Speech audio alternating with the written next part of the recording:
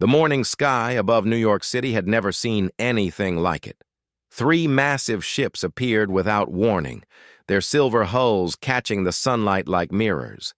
They were beautiful in a way that made people stop walking and stare up at the heavens. The ships moved slowly, gracefully, as if they were dancing through the air. Sarah Chen stood on the roof of the United Nations building, watching the alien vessels descend. As Admiral of Earth's Space Defense Force, she had been preparing for this moment her entire career. But nothing could have prepared her for the reality of first contact. The ships were enormous. Each one was easily the size of a city block, but they moved with impossible silence. No roar of engines, no blast of wind from their passage. They simply glided down from the clouds like fallen angels. Admiral, her aide, Lieutenant Collins, spoke quietly beside her. "The Secretary General is ready for you in the assembly hall." Sarah nodded but didn't take her eyes off the ships. They had positioned themselves in a perfect triangle around Manhattan, hovering exactly 1,000 feet above the ground. The precision was unsettling. Inside the United Nations Assembly Hall, delegates from every nation on Earth sat in tense silence. The air conditioning worked overtime, but Sarah could still smell the nervous sweat of 200 world leaders. She took her seat in the front row, her uniform crisp despite the humidity. The lights dimmed suddenly. A soft blue glow filled the center of the hall, and something began to materialize. Sarah's hand moved instinctively to her sidearm, then stopped. The figure taking shape was clearly not human, but it radiated no sense of threat. The being that appeared was tall, perhaps 8 feet in height, and seemed to be made of living crystal. Its body caught and reflected the light in patterns that were almost hypnotic. When it moved, tiny chimes seemed to ring in the air around it. "Greetings," the creature said, and somehow everyone in the hall understood the words perfectly. "I am Ambassador Zethkri of the Galactic Confederation. We have been watching your species for some time now." A murmur ran through the assembly. Sarah leaned forward in her chair. "Your people show great promise," Zethkri continued. "In just a few thousand years, you have developed from primitive hunters to space travelers. This is remarkable. Most species take much longer to reach this level." The Secretary General stood up slowly. "Ambassador, we are honored by your visit. What brings you to Earth?" Zethkri's crystalline form seemed to pulse with gentle light. "We come with an offer. Your world sits at the edge of what you call the Milky Way galaxy. This region of space is beautiful, but it is also dangerous. There are threats in the darkness between stars that your people cannot imagine." Sarah felt a chill run down her spine. She had always known that space was vast and largely unknown.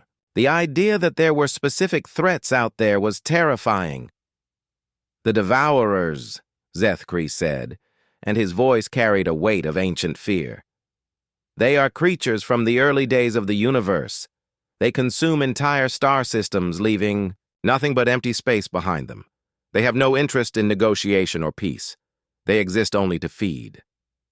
The hall was completely silent now. Sarah could hear her own heartbeat in her ears. "Then there are the void wraiths," the ambassador continued. "Beings of pure energy who can pass through solid matter as if it does not exist. They feed on the life force of entire planets.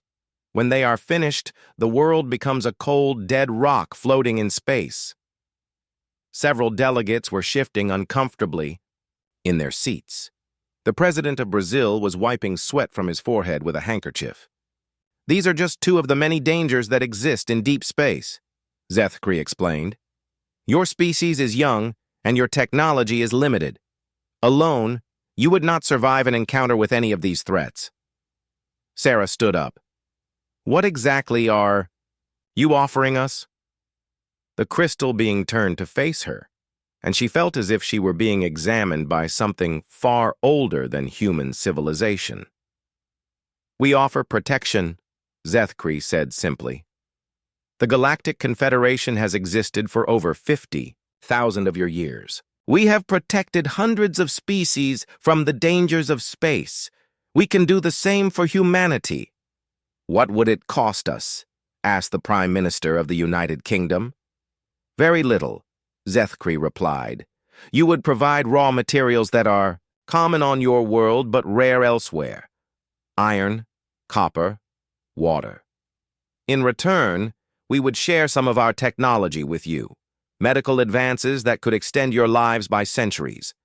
Clean energy that would solve your environmental problems. And most importantly, the protection of our battle fleets. It sounded too good to be true. Sarah had learned long ago that when something sounded too good to be true, it usually was.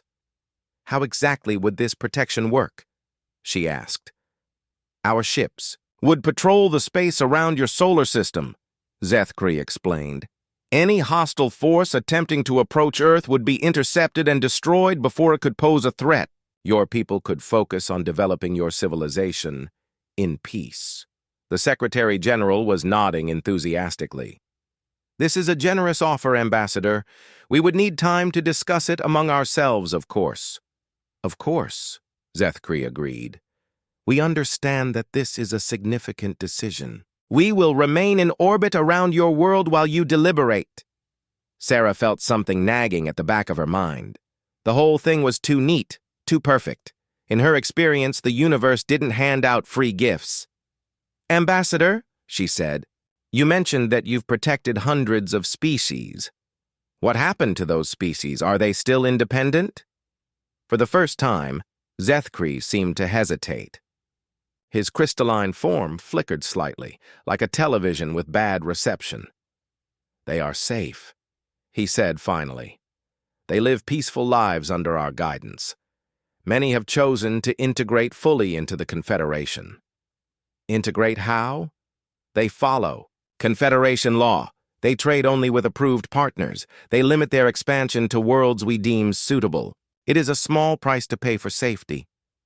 Sarah felt the pieces clicking together in her mind. So they give up their independence in exchange for protection. They give up the dangerous freedom to make mistakes that could destroy them. Zethkri corrected. Young species often make choices that lead to their extinction. We prevent that. The hall erupted in whispered conversations. Sarah could see the delegates weighing the options. On one hand, protection from cosmic horrors and advanced technology. On the other hand, becoming a vassal state to an alien empire. She stood up again. Ambassador, I appreciate the offer, and I understand that humanity needs allies in a dangerous galaxy. But I have a question.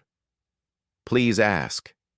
You say there are terrible threats out there, ancient evils that consume star systems. Where is the most dangerous place your fleets operate? What's the worst mission you have to deal with? Zethkri's form flickered again, more noticeably this time.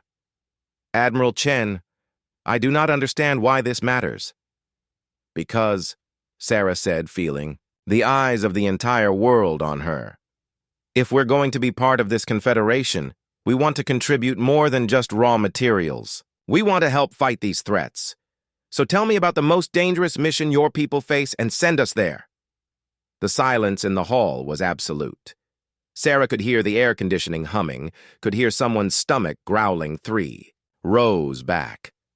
But mostly she could hear her own words echoing in her mind. Had she just volunteered humanity for a suicide mission? Zethkri's crystalline body was no longer glowing softly. Instead, it seemed to be pulsing with agitated light, like a strobe light at a dance club. Admiral, he said, and his voice carried undertones that the translation devices couldn't quite capture. You do not understand what you are asking. There are regions of space where even our most advanced civilizations fear to go. Places where we have lost entire fleets without ever learning what destroyed them. Then that's exactly where we want to go, Sarah replied firmly. The Secretary General was looking at her like she had lost her mind. The President of Russia was shaking his head slowly. But Sarah kept her eyes locked on the alien ambassador. Humans, Zethkri said, and the words seemed to carry weight it hadn't before. You are a young species. You have not yet learned the wisdom of caution. The threats I speak of are not enemies to be fought. They are forces of nature to be avoided. We're not very good at avoiding things, Sarah admitted. It's not really in our nature. Zethkri stood motionless for a long moment. Sarah wondered if he was communicating with his ships, or perhaps with other members of his species somewhere among the stars. Finally, he spoke. There is a region of space designated Omega 7. It is approximately 300 light-years from your solar system. Over the past century, we have lost 3 entire battle fleets in that region. We do not know what destroyed them. We do not know if they faced a single threat or multiple enemies. All we know is that they entered Omega 7 and were never heard from again. Sarah felt her heart rate increase.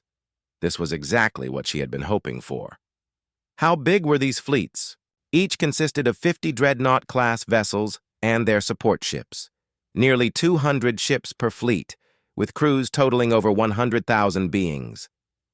The numbers were staggering.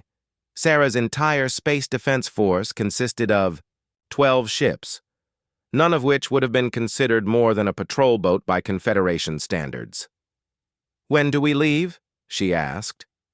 "Admiral Chen," the Secretary General said urgently. "Perhaps we should discuss this privately before making any commitments." Sarah ignored him. She was still looking at Zethkri, whose crystalline form was now pulsing so rapidly it was almost hard to look at. "You would send your primitive vessels against a threat that destroyed 600 of our most advanced ships?" the ambassador asked. "That's exactly what we're going to do," Sarah confirmed. "Unless you think humanity isn't up to the task." It was a challenge, plain and simple.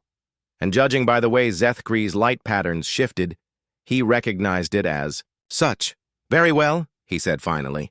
"If this is truly what humanity desires, we will provide you with the coordinates to Omega 7. But understand this. The Confederation cannot be held responsible for what happens to you there." Sarah smiled for the first time since the ships had appeared in the sky. "Ambassador, I don't think you understand something about humans. We've never needed anyone else to be responsible for what happens to us. We've gotten this far by being too stubborn to know when we're beaten." As the alien ambassador began to fade away, Sarah was already thinking about ship modifications, crew selection, and weapons loadouts. Somewhere in the back of her mind, a small voice wondered if she had just doomed her species. But a much louder voice was already planning for the fight of humanity's life. The most dangerous mission in the galaxy was waiting for them. And for the first time in her career, Admiral Sarah Chen couldn't wait to get started. 3 months had passed since the first contact with the Galactic Confederation. The world had changed in ways both subtle and dramatic. Confederation technology was already being integrated into human systems, but slowly, carefully. The aliens seemed in no hurry to share their most advanced secrets. Sarah Chen stood in the shipyard orbiting Luna, watching the final modifications being made to the ship that would carry humanity into the unknown. The vessel had originally been called the UES Endeavor, but the crew had voted to rename it. Now, painted in bold letters across its hull, was a single word: defiance. "Admiral," came a voice behind her. Sarah turned to see Captain Marcus Webb approaching. Webb had been her choice to command the mission, despite protests from politicians who wanted someone more diplomatic. But Sarah hadn't chosen him for his diplomacy skills. "How are the modifications coming along, Marcus?" she asked. Webb grinned, and Sarah was reminded why she had selected him. The man actually seemed excited about flying into the most dangerous region of known space.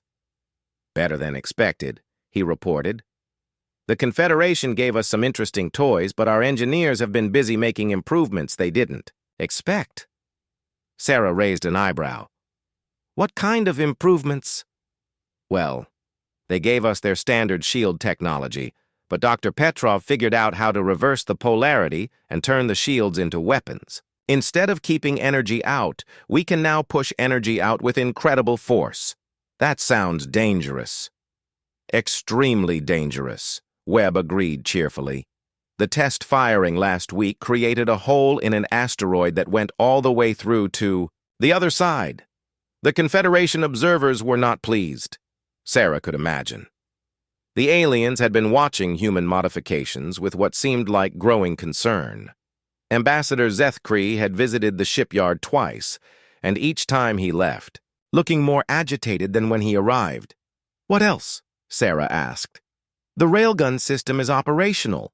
Turns out that when you accelerate a tungsten rod to about 10% of the speed of light, it does wonderful things to enemy armor. The projectiles are completely invisible to most sensor systems until impact." Sarah nodded. Humans had always been good at finding new ways to hurt each other. It was only natural that they would be equally creative when it came to hurting aliens. And the crew? 200 volunteers, Webb said. Every single one of them knew this was likely a one-way trip. We still had to turn away over 3,000 applicants. That didn't surprise Sarah.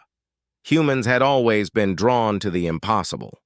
The more dangerous something was, the more eager they were to try it. Meanwhile, halfway across the galaxy, the Confederation War Council was meeting in emergency session. The chamber was vast, designed to accommodate the many different species that made up the alliance. Some floated in tanks of methane, others required gravity 3 times Earth normal, and a few existed as pure energy contained in crystalline matrices. Fleet Commander Yat Shen of the Kithara dominated the center of the room. His species resembled giant praying mantises, but with 6 arms instead of 2. Each arm ended in a hand capable of precise manipulation, and his compound eyes could track dozens of separate targets simultaneously. "The situation in Omega-7 is deteriorating," he announced, his words translated into dozens of languages simultaneously.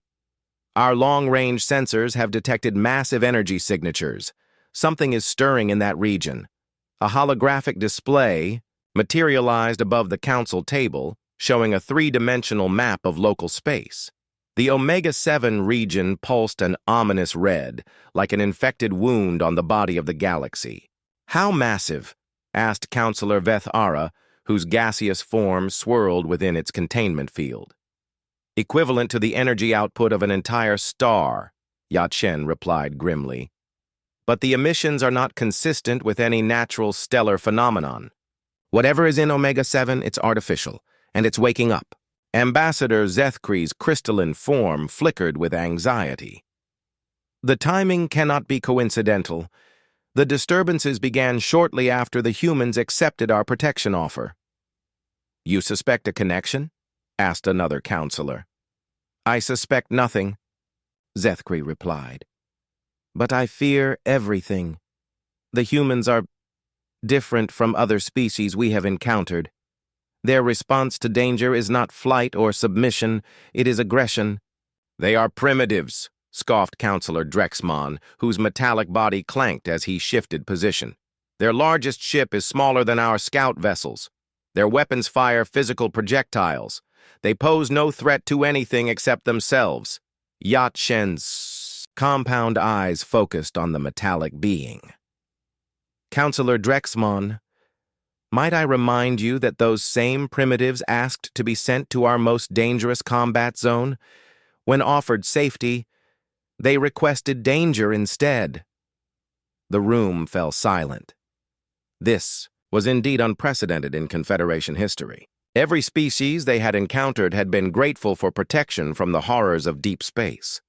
None had ever asked to face those horrors directly. "Perhaps," Zethkree said slowly, "we should reconsider allowing them to proceed to Omega-7. "On what grounds?" Yat Shen asked. "They are not yet full members of the Confederation. We cannot simply order them to abandon their mission. Then we could refuse to provide the coordinates. Too late. I transmitted them 3 days ago, as promised." The council chamber erupted in a dozen different types of protests.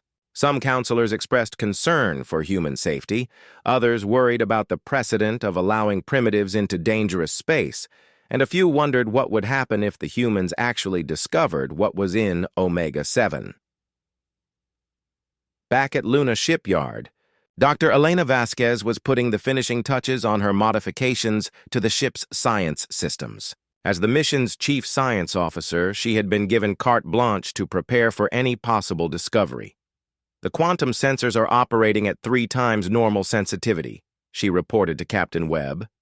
"If there's anything unusual in Omega-7, we'll detect it long before it detects us." "Define unusual," Webb requested. "Anomalous energy signatures, gravitational distortions, exotic matter, temporal fluctuations, dimensional instabilities, artificial structures, and biological signatures larger than a kilometer in any dimension." Webb paused.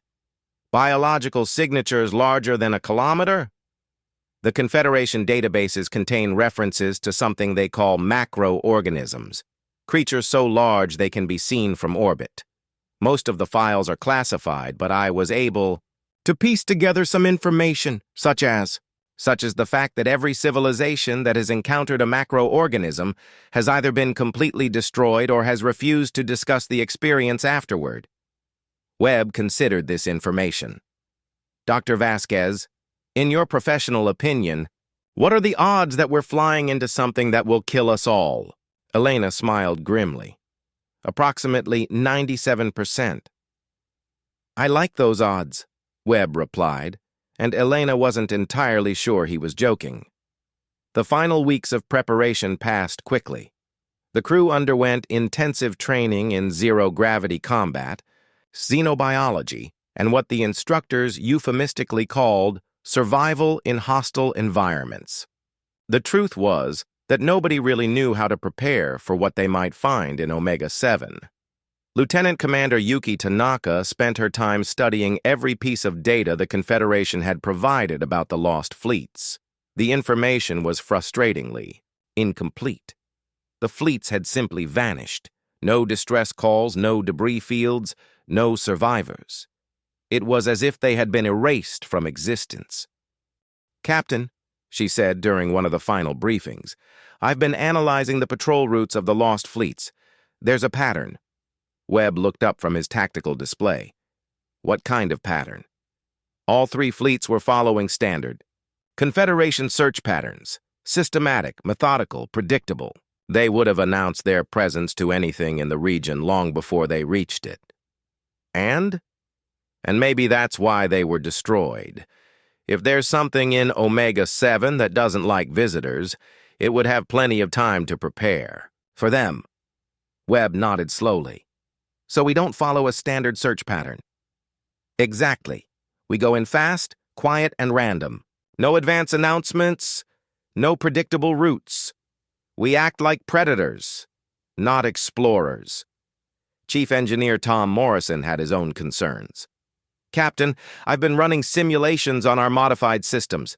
The power requirements are enormous. If we use all our new weapons at once, we'll drain the reactor in less than 5 minutes. "Then we'll have to make those 5 minutes count," Webb replied. As launch day approached, the crew of the Defiance received a final briefing from Admiral Chen. She stood before them in the ship's main assembly area, looking at the faces of 200 volunteers who had chosen to fly into the unknown. "You all know what we're facing," she began. "The Confederation has lost 600 ships and over 100,000 lives trying to solve the mystery of Omega-7.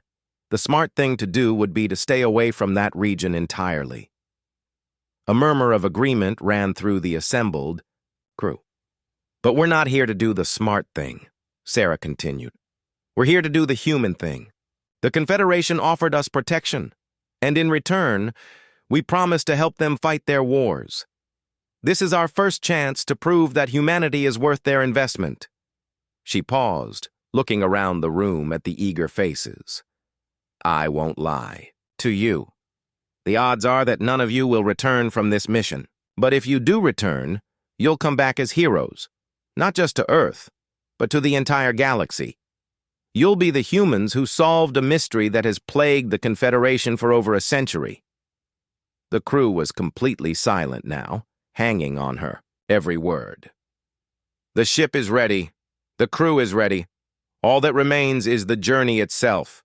You launch in 6 hours. Bring back answers, and if possible, bring back yourselves." As the crew dispersed to make final preparations, Captain Webb approached Admiral Chen. "Any last words of wisdom?" he asked. Sarah smiled. "Marcus, the Confederation thinks they're sending us on a suicide mission. They expect us to fail because that's what civilized species do when faced with the impossible." "And we're not civilized?" "We're human," Sarah replied. "We don't know when to quit. Use that." 6 hours later, the Defiance fired its engines and began the journey to Omega 7. Behind them, Earth continued its rotation, unaware that its fate might be decided in a region of space 300 light-years away. And in the Confederation, War Council Chamber, Fleet Commander Yachen watched the human ship disappear into hyperspace and wondered if they had just witnessed the beginning of something unprecedented or the end of a very short partnership. The hyperspace journey to Omega 7 took 18 days. During that time, the crew of the Defiance ran endless drills, checked and rechecked their equipment, and tried not to think too hard about the fact that they were flying toward something that had destroyed 600 Confederation ships. Captain Marcus Webb stood on the bridge as they prepared to drop out of hyperspace. Around him, his crew worked with the quiet efficiency that came from weeks of intense training. But Webb could sense the tension in the air. Everyone knew they were about to face the unknown. 30 seconds to hyperspace exit, announced Lieutenant. Commander Yuki Tanaka from the navigation station. All stations report ready, added Lieutenant Collins from communications. Webb settled into his command chair. Dr. Vasquez, are your sensors ready? All systems operating at maximum sensitivity, the science officer replied. If there's anything out there, we'll know about it the moment we drop back into normal space. Weapons ready, Captain, reported Chief Gunner Rodriguez. All systems are green, Webb nodded. Remember, people, we're not here to fight unless we have to. Our mission is to gather information, but if something tries to kill us, we kill it back harder. A few nervous chuckles echoed around the bridge. 10 seconds, Tanaka announced. The ship shuddered as it dropped out of hyperspace, and immediately every alarm on the bridge began screaming. Jesus Christ, someone whispered. Webb stared at the main view screen, and for a moment his mind simply refused to process what he was seeing. The space ahead of them was wrong. Not empty, not filled with stars and planets, but wrong in a fundamental way that made his eyes water. Dr. Vasquez, he said, his voice steady despite the chaos around him. Report. I'm reading massive gravitational anomalies, she replied, her fingers dancing across her control panel. The space ahead of us is twisted, folded in ways that shouldn't be possible. It's like reality itself is bent out of shape. On the view screen, darkness writhed and pulsed. But it wasn't the darkness of empty space. This was something alive, something that moved with purpose and intelligence. Occasionally, flashes of light would appear within the darkness, only to be swallowed moments later. Captain, Tanaka said, her voice tight with fear. I'm detecting massive structures within the anomaly. They're enormous. The largest is approximately 4,000 kilometers in diameter. Webb felt his mouth go dry. 4,000 kilometers. That was larger than Earth's moon. Biological or artificial? He asked. I don't know, Vasquez admitted. The readings are unlike anything in our databases. Whatever these structures are, they're not made of any known material. As they watched, something began to emerge from the writhing darkness. At first, it looked like a mountain floating in space. Then the mountain moved, and Webb realized it was alive. The creature that appeared before them defied description. Its body was dark as the void between stars, but covered with what looked like cities of light. Patterns of bioluminescence crawled across its surface like living circuits, and from its bulk extended tentacles that stretched for hundreds of kilometers, in every direction. "Dear God," whispered Dr. Vasquez. "It's beautiful." "It's also reading our presence," reported Lieutenant Collins. "I'm detecting focused energy beams scanning our ship." "Weapons?" asked Chief Gunner Rodriguez. "No," Webb said firmly. "Not yet. We're here to learn, remember?" The creature continued its examination of the human ship. More tentacles emerged from the darkness, each one covered with organs that pulsed with their own internal light.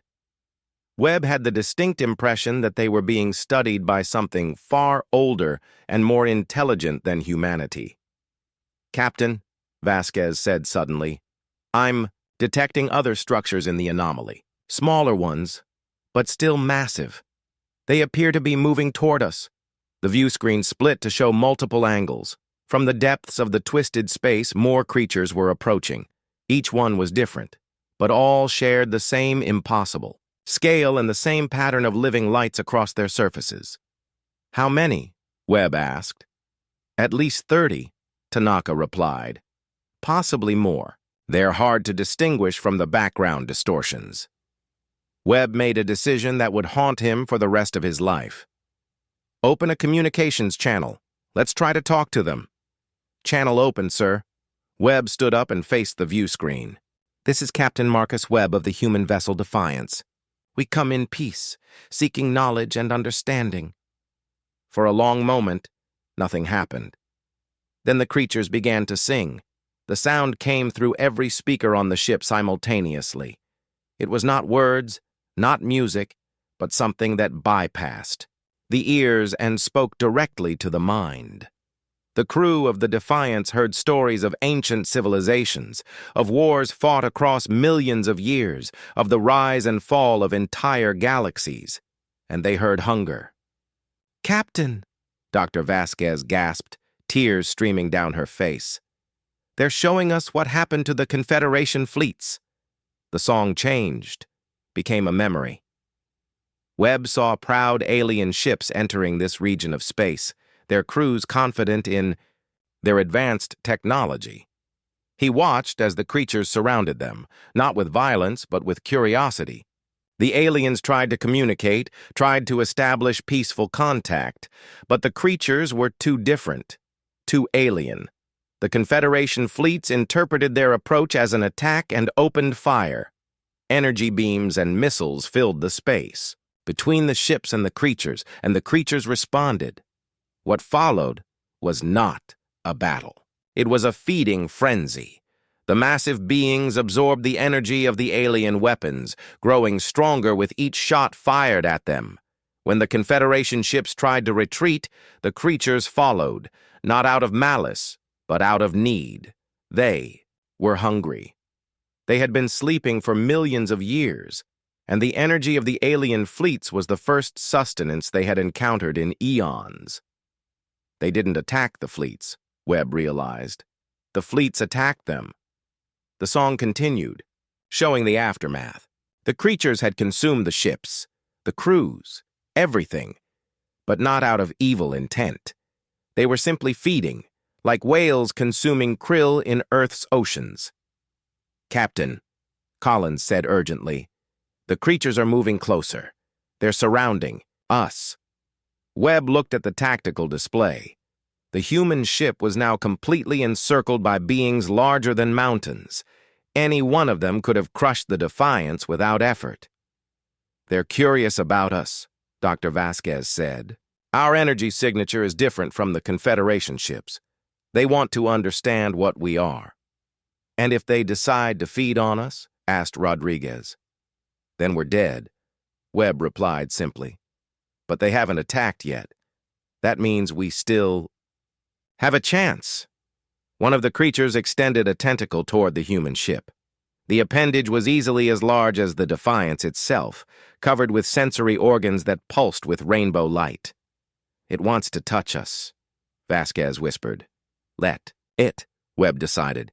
"Captain, that's extremely dangerous," Tanaka protested. "Everything about this mission is extremely dangerous," Webb replied. But if we run now, we'll never get another chance to learn what these beings are. The tentacle made contact with the ship's hull. Immediately, the bridge filled with a presence that was vast and ancient beyond human comprehension. The creature was inside their minds, examining their thoughts and memories with the same gentle curiosity a human might show when studying an interesting insect. Webb felt his entire life being reviewed in moments: his childhood, his military training, his hopes and fears, his love for his family back on Earth. The creature absorbed it all, processing information at a speed that made human computers seem like stone tools. Then, suddenly, the presence withdrew. The tentacle pulled back from the ship, and the creatures began to communicate among themselves. The song that filled the space around them was different now, more complex, filled with harmonies that seemed to span octaves beyond human hearing. "They're debating," Dr. Vasquez said in wonder. "They're trying to decide what to do with us." "Can you understand what they're saying?" "Fragments. They're discussing whether we're like the others, whether we're a threat. But there's something else. They're excited about something." The debate among the creatures continued for several minutes. Then, one of the largest beings approached the human ship. When it spoke, its voice came through the ship's communication system with perfect clarity. "Small ones," it said, and the words carried the weight of eons. "You are not like the others who came before. They brought fear and weapons. You bring curiosity and questions." Webb stood up straighter.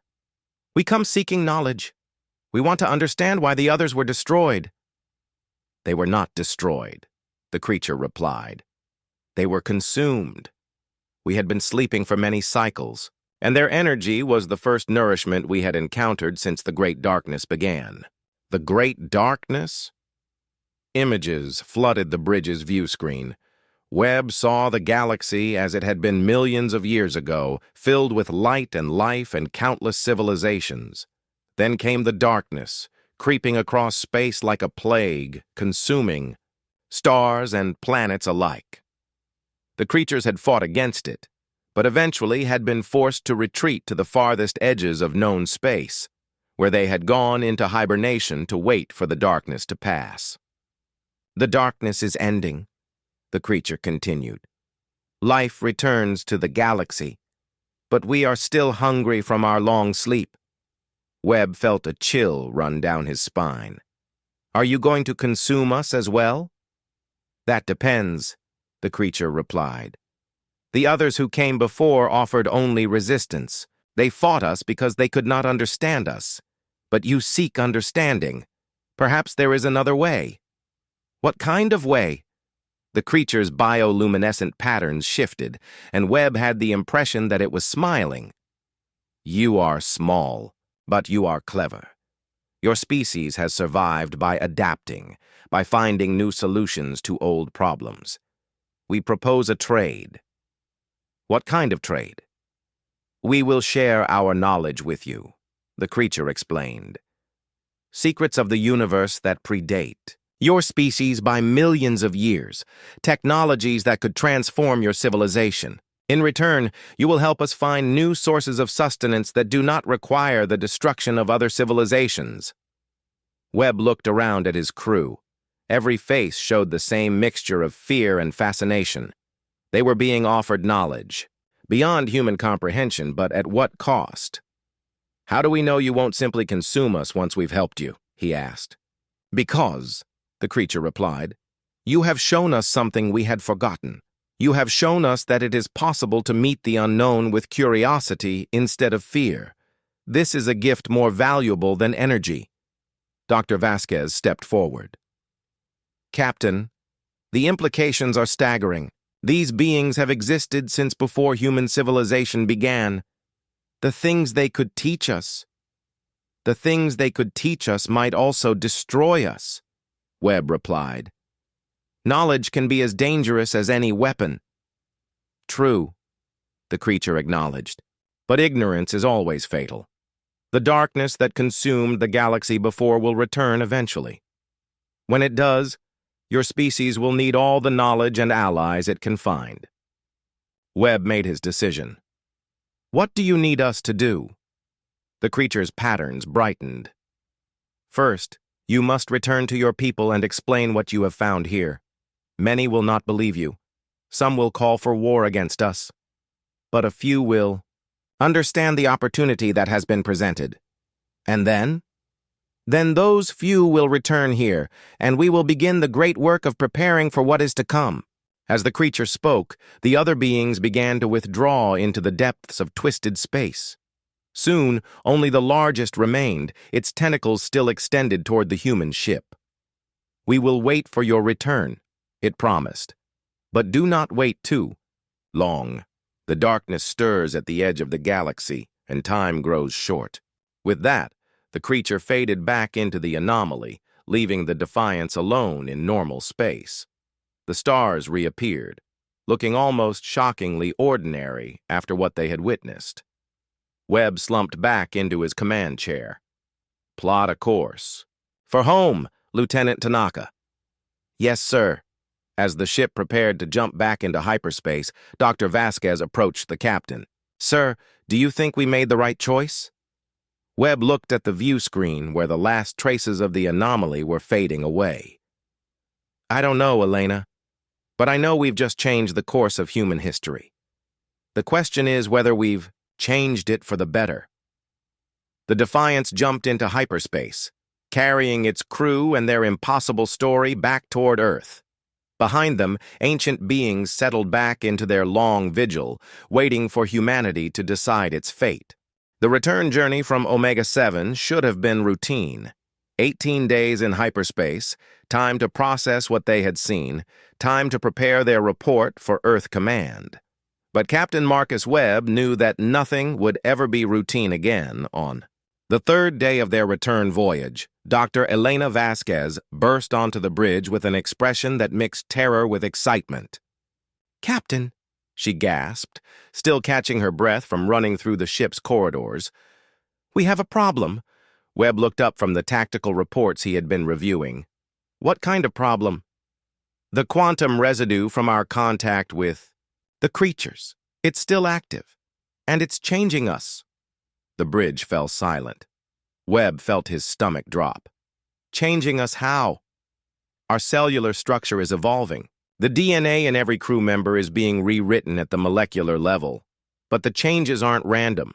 They're systematic, purposeful. Webb stood up slowly. Are we dying? No, sir. We're becoming something else. Something more than human. Before Webb could respond, Lieutenant Commander Yuki Tanaka spoke up from the navigation console. Captain, I'm detecting an anomaly in hyperspace ahead of us. Something large is matching our course and speed. On screen. The view screen flickered to life, showing the swirling colors of hyperspace, but there, moving alongside them like a vast shadow, was something that shouldn't have been able to exist in this dimension. It's one of them, Webb realized. One of the creatures from Omega-7. It followed us. Dr. Vasquez checked her instruments. The quantum signature matches the largest entity we encountered. But, Captain, this should be impossible. These beings are bound to the spatial anomalies of their region. They shouldn't be able to exist in normal space, let alone hyperspace. The creature's voice filled the bridge, speaking directly into their minds without using the ship's communication systems. Small ones, it said, and Webb could hear something like amusement in its mental voice. You carry our gift within you now, but the gift comes with responsibility. What responsibility? Webb asked aloud.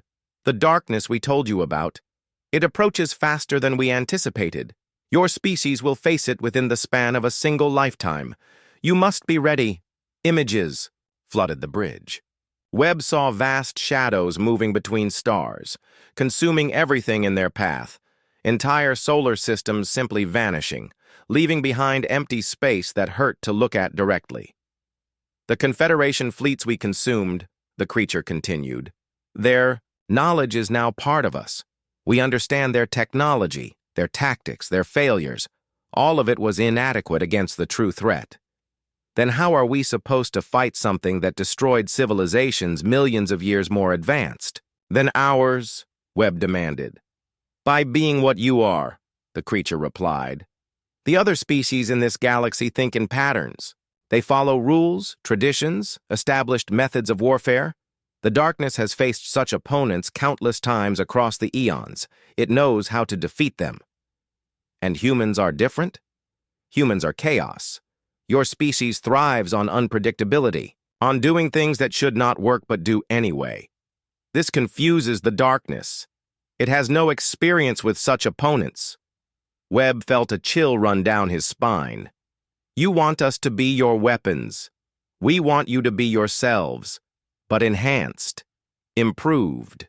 The genetic changes occurring in your bodies will give you capabilities your species has never possessed. Strength, speed, intelligence, resilience, and most importantly, the ability to survive in environments that would kill unmodified humans. Dr. Vasquez spoke up.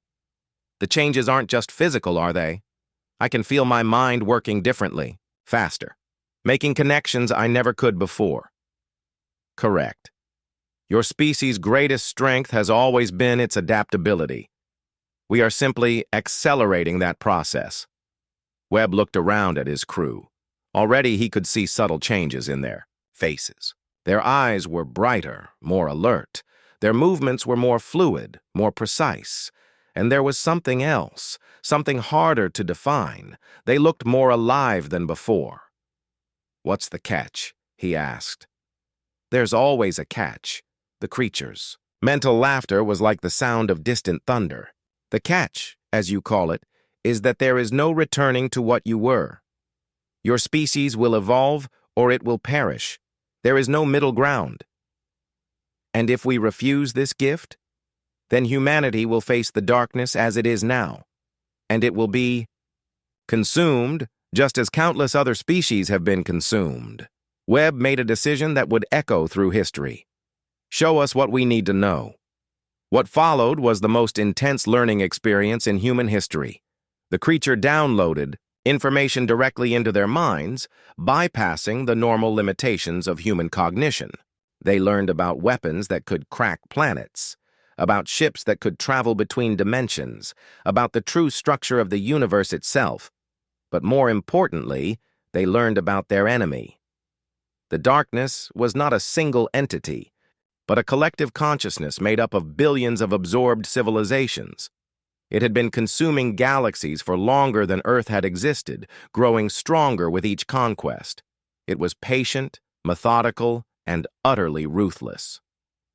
Every species it has faced, the creature explained, has tried to fight it conventionally. They build bigger ships, more powerful weapons, stronger defenses. All of this is useless. The darkness simply absorbs their efforts and becomes stronger. Then, how do we fight it? Webb asked. By not fighting it at all. By doing something it cannot predict or understand. By being so fundamentally different from its previous opponents that its accumulated knowledge becomes a liability instead of an advantage. When the download was complete, Webb felt his mind reeling from the sheer volume of information he had absorbed. But gradually, he began to understand what the creature was suggesting. You want us to be guerrilla fighters on a galactic scale, he realized. We want you to be what you have always been, survivors who refuse to accept defeat. The creature began to fade from their perception as their ship continued its journey through hyperspace, but its final words lingered in their minds. The changes to your bodies will accelerate when you return to normal space. Do not be afraid. Embrace what you are becoming. And remember, the fate of not just humanity, but all life in this galaxy may depend on your ability to think like humans instead of like civilized beings. When the Defiance dropped out of hyperspace at the edge of Earth's solar system, the crew was no longer entirely human. They were stronger, faster, smarter than they had been when they left, but more importantly, they thought differently. Where once they had seen obstacles, they now saw opportunities. Where once they had seen impossible odds, they now saw interesting challenges. Admiral Sarah Chen was waiting for them at Luna Station. She took one look at Captain Webb and knew immediately that something fundamental had changed. "Marcus," she said quietly, "what happened to you out there?" Webb smiled, and Sarah noticed that his teeth were slightly sharper than they had been before. "We found out why the Confederation fleets were destroyed, and we found out why humanity is exactly what the galaxy needs right now." The debriefing took 12 hours. When it was over, Sarah sat in her office staring at the report that would change everything. Outside her window, she could see Earth rotating peacefully in the void, unaware that its children had just evolved into something new. Her communicator chimed. Ambassador Zethkree's crystalline form materialized in front of her desk.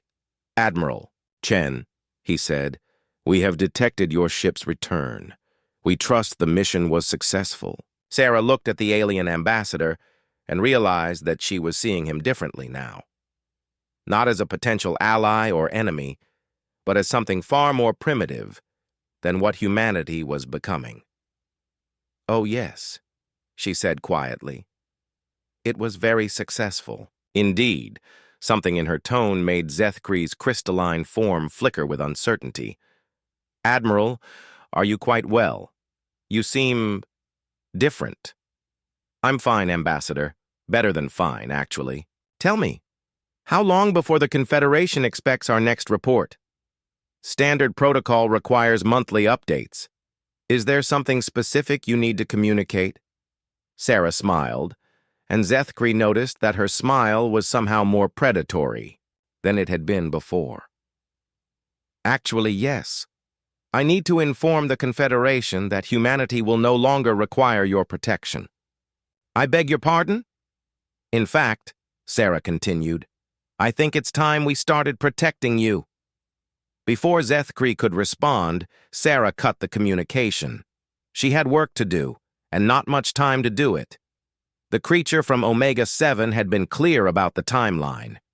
The darkness was coming, and humanity had perhaps 50 years to prepare.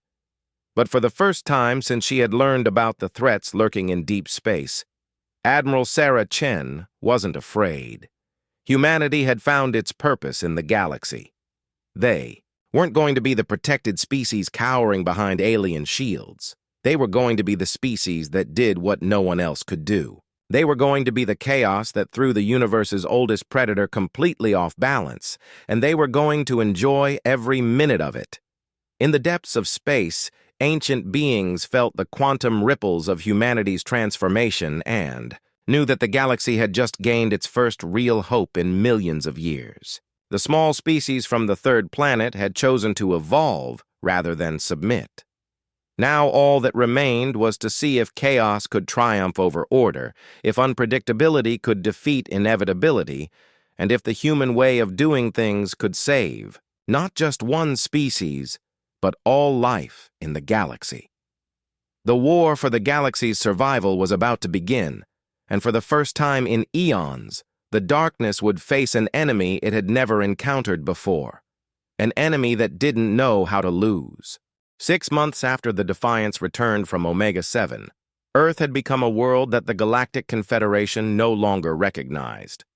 The changes had started slowly, almost imperceptibly, but now they were impossible to ignore. Ambassador Zethkree materialized in Admiral Sarah Chen's office for what he suspected would be their final meeting. The human leader sat behind her desk, but everything about her was different. Her eyes held depths that seemed to contain starlight.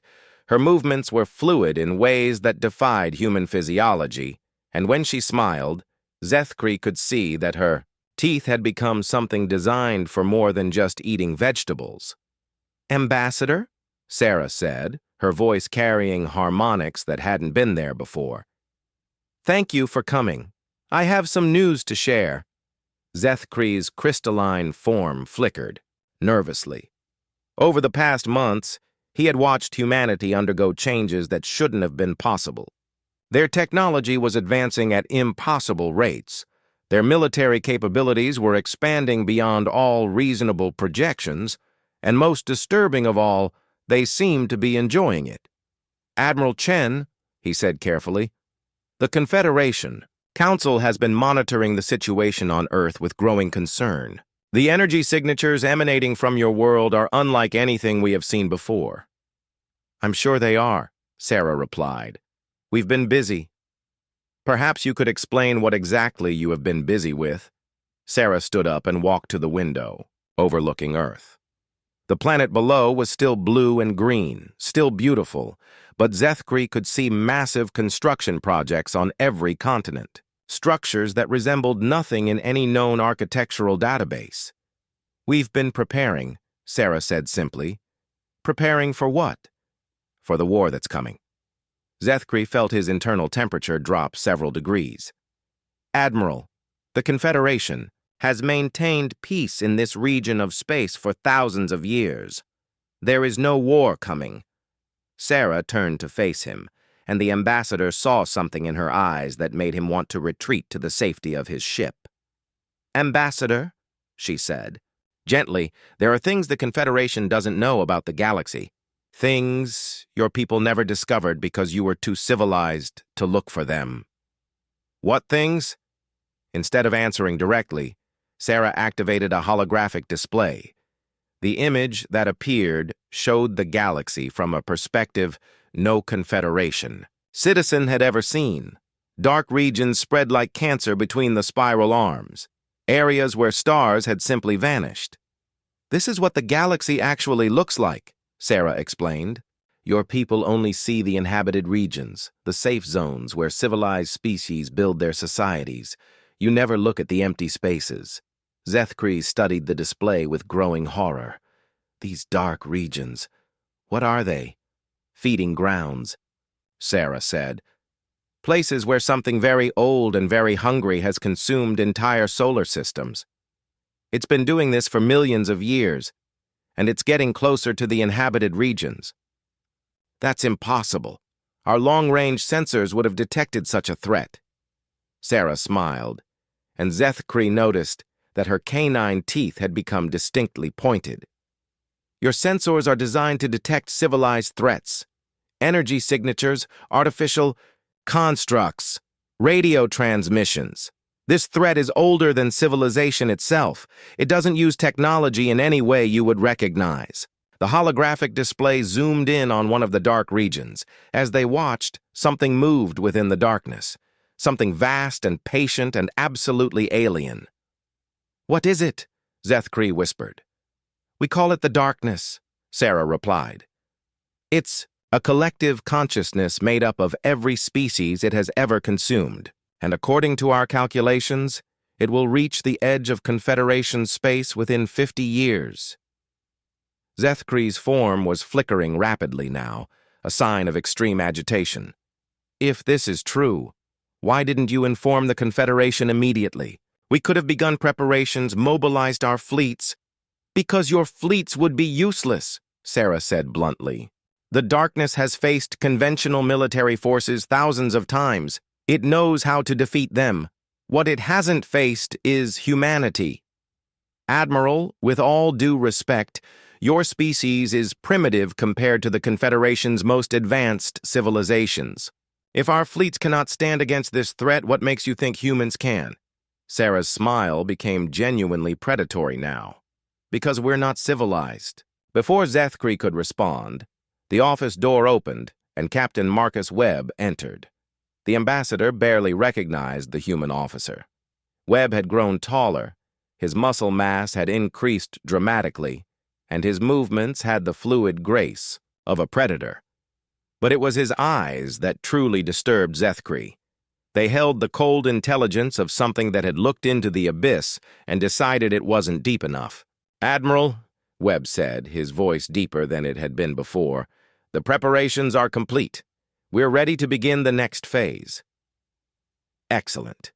Ambassador Zethkri, I'd like you to witness humanity's first contribution to galactic defense. Sarah led them to the observation deck of Luna Station. Through the reinforced windows, they could see a sight that defied all known principles of engineering. Surrounding Earth's moon was a structure that seemed to be part space station, part living organism, and part something else entirely. What is that? Zethkri demanded. We call it the Forge, Sarah explained.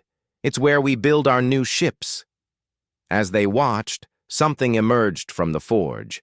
It was sleek and predatory, covered in what looked like armor but moved like skin. Energy patterns crawled across its surface in designs that hurt to look at directly.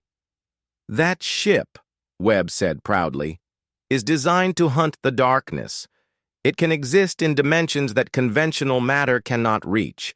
It can feed on energy patterns that would destroy normal vessels, and it can reproduce.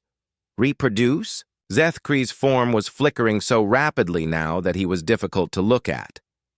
Every ship we build contains the genetic template to create more ships, Sarah explained. They hunt in packs, they learn from each encounter, and they evolve to meet new threats.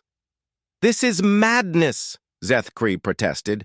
You're creating weapons that could turn on their creators. No, Webb corrected. We're creating weapons that are part of us. Each ship contains DNA from its crew. They're not just tools, they're family. A new voice spoke from behind them. And family protects family. They turned to see a figure that might once have been human, but was now something far more. Dr. Elena. Vasquez had undergone the most dramatic transformation of anyone in the crew. Her skin had a faint, luminescent quality. Her eyes held depths that seemed to contain entire galaxies. And when she moved, reality seemed to bend slightly around her. Dr. Vasquez, Zethkri said weakly, what have you become? I've become what humanity needs me to be, she replied. We all have. The genetic modifications from our contact with the entities in Omega-7, Sarah explained, have accelerated human evolution by millions of years. We're not just physically enhanced. We think differently now. We see patterns that were invisible before, and we understand our role in the galaxy, which is to be the chaos that disrupts the order of extinction, Webb said. Every other species in the galaxy follows predictable patterns. They build defensive structures, they create formal battle plans, they negotiate when possible and fight when necessary. All of this is useless against the darkness because it has encountered such responses millions of times. But humans, Dr. Vasquez continued, don't follow patterns. We adapt, we improvise, we do things that shouldn't work, but do anyway. We're the wild card the galaxy has been waiting for. Zethkri looked around at the three transformed humans and felt a chill that reached his crystalline core. You're talking about becoming monsters to fight monsters.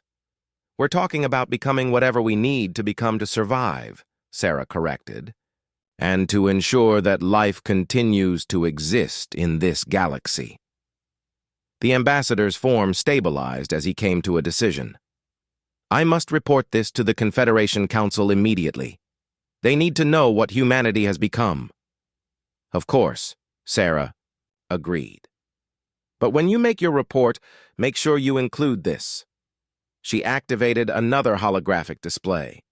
This one showed the outer edge of Confederation space, where the first dark tendrils of the approaching threat were already visible.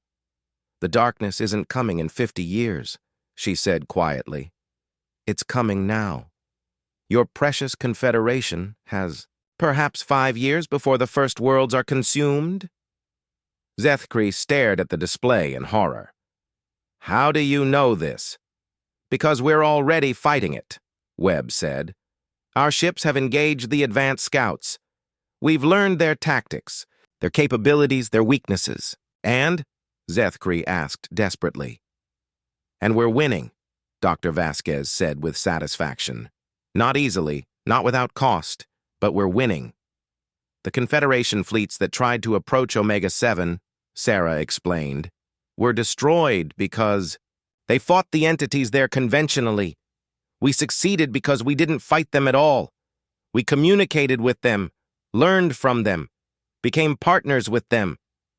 Partners? The entities in Omega-7 are the last survivors of a civilization that fought the darkness millions of years ago, Webb said. They've been waiting in hibernation for someone who could think differently enough to succeed where they failed. And they chose humanity? They chose chaos over order, Sarah replied. They chose adaptation over tradition. They chose evolution over extinction. Zeth-Kree processed this information, his crystalline matrix reconfiguring itself as he tried to understand the implications. What do you want from the Confederation? Nothing, Sarah said, and the simple word carried more weight than any threat. We no longer need your protection. In fact, we're prepared to offer our protection to you. At what cost? Sarah's smile returned, predatory and confident. No cost at all. We protect those who cannot protect themselves. It's what family does. But understand this, Webb added, his voice carrying the promise of violence. Anyone who threatens Earth or humanity or our allies will face something they're not prepared for. They'll face humans who have chosen to become more than human. Zeth-Kree looked out at the ships emerging from the forge around Luna. Each one was unique, alive, dangerous. They moved through space like predators seeking prey, and he realized that the galaxy's food chain had just been permanently altered. I will deliver your message to the Council, he said finally. Good, Sarah replied. And, Ambassador? When the darkness reaches Confederation space, remember that you have friends who specialize in impossible victories. As Zeth-Kree's form began to fade, preparing to transmit back to his ship, he heard Dr. Vasquez speak one final time. The age of civilization is ending, she said matter-of-factly. The age of survival has begun, and humans have always been very good at surviving. When the ambassador had gone, the three humans stood in comfortable silence, watching their ships patrol the space around Earth. They were no longer entirely human, but they were still fundamentally human in the ways that mattered most. They refused to accept defeat. They adapted to any challenge, and they protected those they cared about with a ferocity that had once seemed barbaric, but now seemed like the galaxy's only hope. In the depths of space, the darkness continued its ancient approach, confident in its inevitable victory. It had consumed countless civilizations, absorbed their knowledge, learned their tactics. It was prepared for any conceivable resistance, but it had never encountered humans, and it had no idea what was coming for it. The war for the galaxy's survival had begun, and for the first time in eons, the outcome was no longer certain. Humanity had evolved beyond the need for protection. Now they were the protection the galaxy needed.